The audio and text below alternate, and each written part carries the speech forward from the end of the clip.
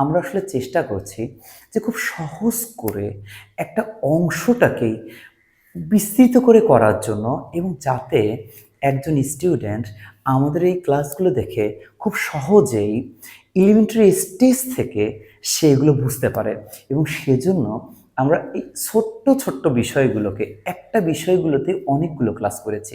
Affirmative থেকে নেগেটিভে আমরা করেছি প্রায় 12টা, অ্যাসার্টিভ থেকে ইন্টারোগেটিভে করেছি 5টা। অনেকে কোশ্চেন আসতে পারে যে এতগুলো ক্লাস আসলে তো লাগে না, এত ছোট্ট বিষয়গুলোকেও কেন এত ভেঙে ভেঙে করানো হচ্ছে।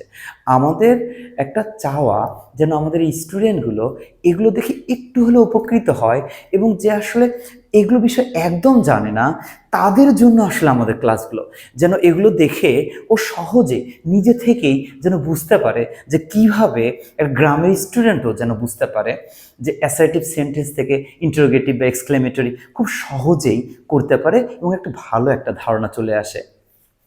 তো যা হোক, আমরা এখানে লিখেছি ওয়ার আই আ কুইন, সেটা হচ্ছে অর্থটা কি?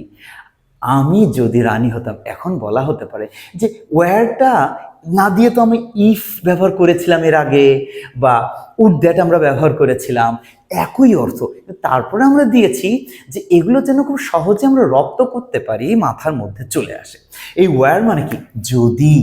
ওয়্যার মানে কি? যদি। ইফ মানেও যদি। উড দ্যাট যদি বাক্যের শুরুতে এখানে আসে সেটা অর্থ দেয় যদি। হ্যাড যদি বাক্যের শুরুতে এক্সক্লেমেটরি সেন্টেন্সে আসে সেটার অর্থও দিতে পারে যদি। তাহলে ওয়ার আই এ কুইন মানে কি?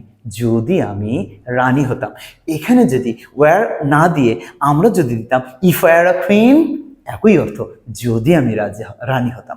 তারপরে ওটা না দিয়ে যদি আমরা অন্য কোনো সেন্টেন্সে দিতাম উড দ্যাট, যদি আমরা দিতাম সেটা অর্থ হচ্ছে যদি। যদি আমরা এখানে দিতাম হ্যাড, তার অর্থ হচ্ছে যদি। তখন কি হতো? Had I been a queen. তাহলে মোটের উপর এই সবগুলো অর্থই ওয়্যার মানে যদি, ইফ মানে যদি, উড দ্যাট মানে যদি, হ্যাড মানে যদি, যদি এক্সক্লেমেটরি সেন্টেন্সে সাবজেক্টের আগেই বা পূর্বেই বসে তার অর্থ হয়ে যায় যদি, এবং সেই শব্দ দেওয়ার কারণে এটা আসলে এক্সক্লেমেটরি সেন্টেন্সের দিকে ধাবিত করছে এবং এক্সক্লেমেটরি সেন্স এটা দিচ্ছে।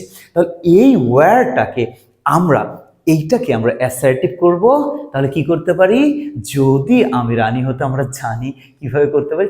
আমার ইচ্ছা হয় আমার রানী হওয়ার, আমার ইচ্ছা হয়, ইংলিশটা কি? I wish. এরপরে কি? আই আই রানী হতাম। I were I were a queen. তাহলে কি দাঁড়াচ্ছে?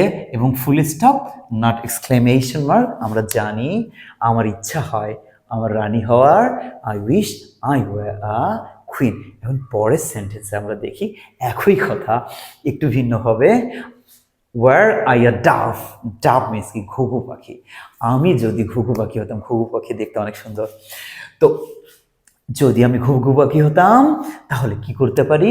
আমার ইচ্ছা হয় ঘুঘু পাখি হওয়ার। তাহলে কি আমার ইচ্ছা হয়? আই উইশ আমার ঘুঘু পাখি হওয়ার। I wish I were a dove. I wish and full stop. I wish I were a dove. আমার যদি আমি ঘুঘু পাখি হতাম, ওয়ার এ ডাভ, এটাকে করছি কি? I wish I were a dove. তাহলে কি দাঁড়ালো? ওয়্যার দ্বারা সেন্টেন্স শুরু করে এক্সক্লেমেটরি করছি, সেটাকে আমরা অ্যাসার্টিভ করতে গিয়ে আই উইশ, শুধু ওয়্যার না, সেখানে আমরা এর আগেও বলেছি ইফ বসাতে পারি, উড দ্যাট বসাতে পারি, হ্যাড বসাতে পারি, এবং সেগুলো আসলে যদি অর্থ দেয় যদি এক্সক্লেমেটরি সেন্টেন্সে বসানো হয় এবং সাবজেক্টের পূর্বে বসে, এবং সেটাকে আমরা আই উইশ, তারপরে বাকি অংশটা অ্যাসার্টিভ সেন্টেন্স দিয়ে আমরা করতে পারি। I wish I were a queen, I wish I were a dove, আমি যদি ঘুঘু পাখি হতাম। যা হোক, আমরা এগুলো নিয়মিত করার চেষ্টা করব এবং প্র্যাকটিক্যাল জীবনে এগুলো ব্যবহার করার চেষ্টা করব। ভালো থাকবেন সবাই। আসসালামু আলাইকুম।